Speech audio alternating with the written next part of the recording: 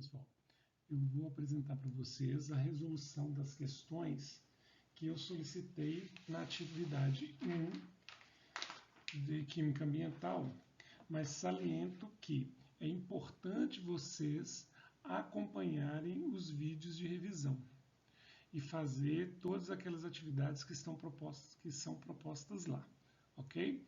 Essa atividade 01 consta de 5 questões que eu vou fazer a discussão delas agora com vocês, tudo bem? Vamos lá. Não sei se vocês observaram que antes da questão número 1 tem um título de lei de conservação, porque nós iríamos trabalhar nas aulas presenciais utilizando essa lista de exercícios para discutir uma série de questões para revisão. Revisão e a matéria ligada à química ambiental. Nos 2 últimos slides eu falarei sobre a lei da conservação e vou propor 2 atividades para vocês fazerem. A questão número 1, ela propõe o seguinte: classificar essas substâncias como iônicos ou não. E depois falar quais sofrem ionização e quais sofrem dissociação, considerando que ionização tem o mesmo sentido, mas essas 2 palavras são empregadas de forma distinta. Observem que aqui nós temos na primeira substância o H2S, que é o ácido sulfídrico. O ácido sofre ionização e é um composto molecular. Tá? Então é um composto molecular. O sulfeto de sódio, ele é um composto iônico. Por quê? Porque ele é um sal. E o sal sofre dissociação. Então, nesse caso aqui, ó, o Na2S vai sofrer dissociação da seguinte maneira: 2Na mais S2-. Quando eu pedir aqui ionização e dissociação, nós vamos considerar em água, tá? Porque pode ser que utilize um outro sistema. A amônia, apesar dela ser uma molécula, quando colocada em água, ela não é iônica, ela é molecular, tá? Mas quando ela é colocada em água, ela reage com a água, né, e forma o hidróxido de amônio, que é o NH4OH. Esse NH4OH, como nós vimos nos vídeos, é uma base fraca. A amônia é uma base, pode ser considerada uma base solúvel em água. Por quê? Porque ela vai sofrer o processo de ionização, né, liberando o NH4+, e o OH-. Então, por isso que ela é considerada uma base. Mas ela não é um composto iônico. Por quê? Os compostos iônicos, eles são formados por ligação iônica. Ok? Então, tem que ter íons na estrutura. Então, por enquanto, nós temos esse aqui como iônico. NaOH. O NaOH é uma base. E observem que as bases são compostos iônicos. E esses compostos iônicos em água liberam o Na+, e o OH- de sua estrutura. Então, esse NaOH é iônico e sofre dissociação. Só vou colocar aqui para vocês lembrarem, ó, que essa aqui sofre ionização. Tá bom? O CaCl2 também é um sal, e os sais são compostos iônicos. Então, se eu for fazer a dissociação desse composto iônico, e uma das propriedades dos compostos iônicos é que a maioria são solúveis em água, nem que seja um pouquinho, vai dissociar. Então, esse CaCl2, ele dissocia em água em Ca+2 e 2Cl-. Aí vocês podem perguntar, como que surge essa carga aqui? Essa carga surge porque o cálcio é um metal da coluna 2A e ele tende a sofrer oxidação, perder elétrons. O sódio, ele está na coluna 1A e ele tende a perder elétrons pelo processo de oxidação. Essa substância aqui é o ácido clorídrico, ou cloreto de hidrogênio. É um ácido que libera o H+ em água e o Cl-. Esse é um composto molecular. O hidróxido de cálcio, assim como o NaOH, é uma base. Então é um composto iônico e libera Em água, os íons Ca2+, e a hidroxila, né? Que é o ânion, né? Da estrutura. Então, observem, quem são compostos iônicos?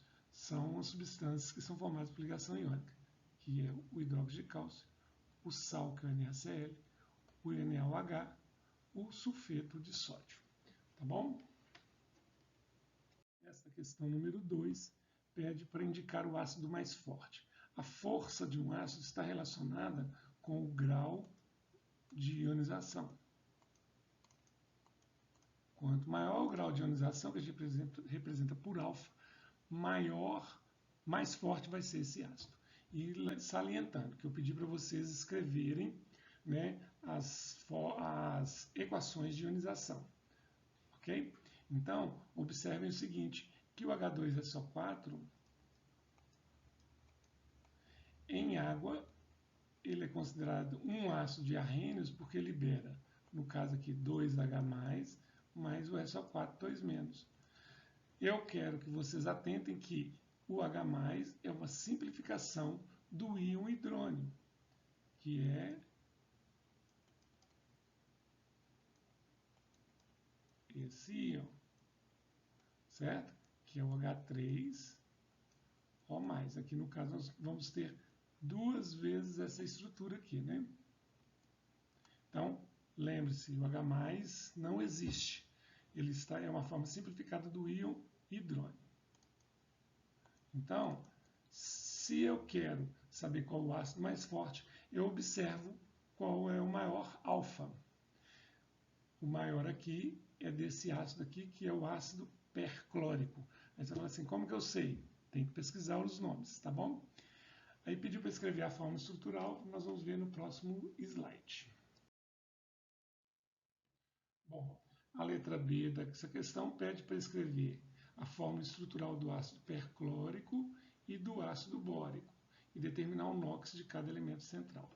Eu vou apresentar a sequência para escrever a fórmula estrutural, tá?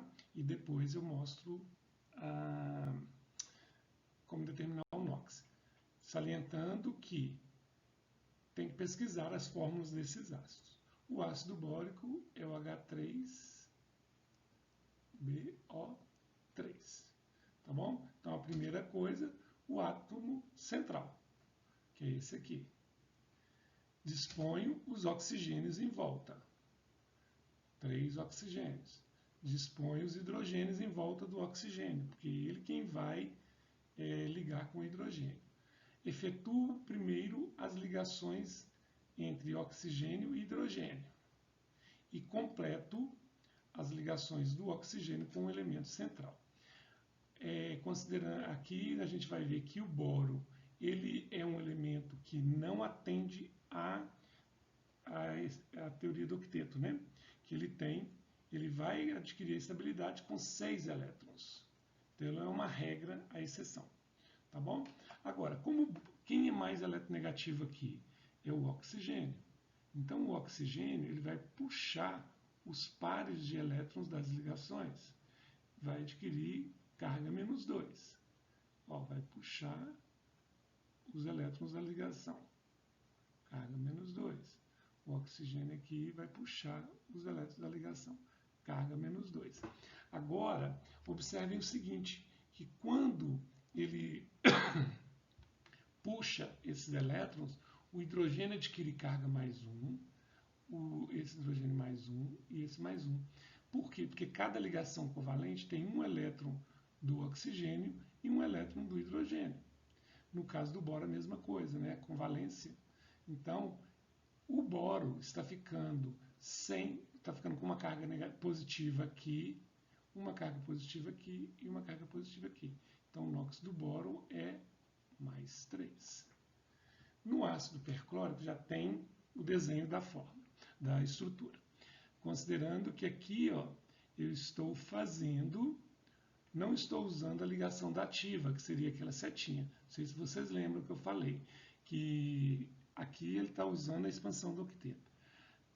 O oxigênio aqui, no caso, ele não compartilhou elétrons. ou melhor, desculpa, ele não entrou com elétrons na ligação covalente. Então, os elétrons da ligação é apenas do cloro. A gente representa assim, ó. Então, esses 2 elétrons são do cloro. Agora, como que a gente vai determinar o NOx? Quem é mais eletronegativo é o oxigênio. Então, ele vai puxar o par de elétrons para o lado dele. Então, esse oxigênio aqui está puxando o elétron do cloro e o elétron do hidrogênio. Então, está adquirindo carga -2. Aqui ele está puxando 2 elétrons do cloro. Então, o oxigênio está adquirindo carga -2 e o cloro aqui mais 2. Ah, desculpa, eu esqueci de colocar aqui que o cloro está adquirindo nessa ligação uma carga +1. E o mesmo vai acontecer com esses 2 oxigênios. Então aqui o cloro vai adquirir carga +2 e o oxigênio -2. +2 e -2. Então o NOx do ácido perclórico é mais, do cloro no ácido perclórico é +7. A questão número 3 está pedindo para prever o que vai acontecer nesse dispositivo quando eu colocar essas substâncias em água. Observe que eu tenho aqui uma substância molecular, essa aqui é a sacarose, né? O ácido fosfórico, que é uma substância molecular. Aqui é o ácido acético, que é uma substância molecular, porém é um ácido também. Aqui é um ácido. Aqui eu tenho um sal, que é um composto iônico, e aqui eu tenho uma base, que também é um composto iônico. Bom, esse dispositivo vai funcionar quando dentro dessa solução tiver íons livres. A corrente elétrica se dá pela presença de íons livres e elétrons livres. Mas como eu sempre estou acentuando, elétrons livres não nadam e não voam. Os elétrons vão migrar dentro do fio, né? Mas para ter corrente elétrica eu tenho que ter íons livres. E quando que nós vamos ter íons livres? Quando a substância for iônica ou quando as substâncias moleculares sofrerem ionização. No caso aqui eu tenho o ácido fosfórico e o ácido acético, tá bom? Então a lâmpada vai acender com essas 4 substâncias, certinho? Então, só para mostrar o que vai acontecer com essas substâncias, eu vou fazer aqui rapidinho o processo de ionização do ácido fosfórico, que é H3PO4, ele ioniza formando 3H+, mais PO4, 3-, né? O ácido acético, esses vocês vão aprender direito, principalmente na química orgânica. Esse hidrogênio é ionizado, ele vai liberar um hidrogênio mais o CH3CO-. Na letra D é o NaCl, que é o cloreto de sódio, então vai formar Na+, mais Cl-. E na letra E é o hidróxido de alumínio, que é o Al mais 3 OH-. Agora observe o seguinte, desses compostos, eu tenho aqui uma base que é fraca, eu tenho aqui um ácido que é fraco. A gente tem que ter informações sobre isso, né? Mas, o cloreto de sódio é muito solúvel. Então esse aqui dissolve totalmente. Bom? Essa questão número 4, ela pede para poder analisar uma reação que está acontecendo. Que nós temos um cilindro metálico e tinha um gás. E foi borbulhado num recipiente contendo fenolftaleína. Então está aqui. Tá? Obteve-se uma solução avermelhada. Lembre-se que a fenolftaleína em meio ácido permanece incolor. E em meio básico ela fica vermelha. Tá bom? Então, só para lembrar. Então, ou seja, eu tenho que buscar aqui uma base ou uma substância que tem um comportamento de base, tá bom? Vamos começar de baixo para cima, porque aí que a resposta é a letra A, que é a amônia, tá? Então, vamos ver, nitrogênio. Nitrogênio, a fórmula dele é N2, é uma molécula biatômica, e ela não é pouco reativa, né? Ela não vai reagir em água. Cloreto de hidrogênio é o HCl, e ele ioniza em água formando o H+, um ácido. Dióxido de enxofre. Lembrem-se de que o dióxido de enxofre, que é o SO2, é um gás proveniente da chuva ácida. Que gera a chuva ácida. Então, em água, ele vai formar o ácido sulfuroso. Dióxido de carbono. Dióxido de carbono, ele é o CO2, é um óxido ácido também, que em água gera o ácido carbônico. Também é responsável pela chuva ácida natural, né? Não proveniente de indústrias como esse aqui. E a amônia é uma substância que é importante conhecer, que a amônia, com sua estrutura, que ela é piramidal, ela tem um caráter polar, que faz com que ela reaja com a água, certo? Então ela vai reagir com a água. Então vai ter uma interação aqui, que é só para lembrar, ligação de hidrogênio, certo? Essa amônia, ela é muito solúvel em água, porém ela é uma base, aí forma uma base, por quê? Porque em água ela vai liberar o NH4+ e o OH-. De onde vem essas duas espécies? Aqui, ó, o NH4+, que esse aqui vai ficar mais, né, que tem uma carga positiva, e o OH-. Tá bom? Então, essa base tem uma hidroxila que vai fazer com que a fenolftaleína fique vermelha. Para a gente finalizar essa questão dos exercícios, pediu para jogar cada item a seguir. Vamos ver. O óxido de sódio tem fórmula NaO. Então, nós temos que ver o conceito de óxido. O óxido é um composto binário, onde o oxigênio é o mais eletronegativo. Então, ou seja, ele apresenta carga -2. Como ele está perguntando aqui o óxido de sódio, o NaO, nós vamos analisar. O oxigênio adquire carga -2. Então, ou seja, ele tem que pegar 2 elétrons de uma determinada espécie. O sódio está na coluna 1A. E ele sofre um processo de oxidação, perdendo um elétron. Então, observem, aqui o sódio tem NOx +1.